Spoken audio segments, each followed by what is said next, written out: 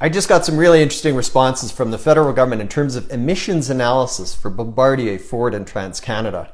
Remember how earlier this year TransCanada was trying to get a pipeline project approved? They wanted to get one approved from Western Canada to Eastern Canada, and this project was going to create thousands of jobs and pay $10 billion in tax revenue. And then, of course, the federal government changed the rules halfway through, and they said TransCanada would now also have to go through an upstream and downstream greenhouse gas emissions review. Well, TransCanada ended up pulling out, and you can't blame them. Who wants to deal with an erratic government that's changing the rules halfway through a process? So we thought, well, wait a second here. What about Ford? Because earlier this year, Justin Trudeau flew down to Windsor, and he gave Ford a big check for over $100 million. Ford, of course, produces vehicles that burn oil and gas products. And so we asked the federal government, well, what type of emissions analysis did you do before you gave Ford the big check? And they ended up telling us that they searched the records and they didn't really find anything. So in other words, TransCanada was held to a much higher standard by the federal government than what they do for Ford.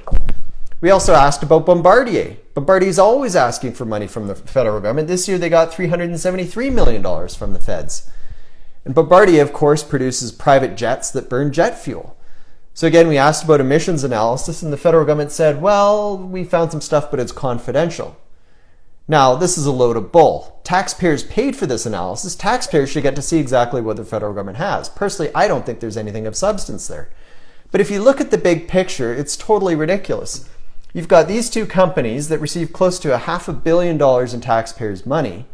This company didn't ask for any. They're going to pay $10 billion in additional tax revenues if their project goes ahead.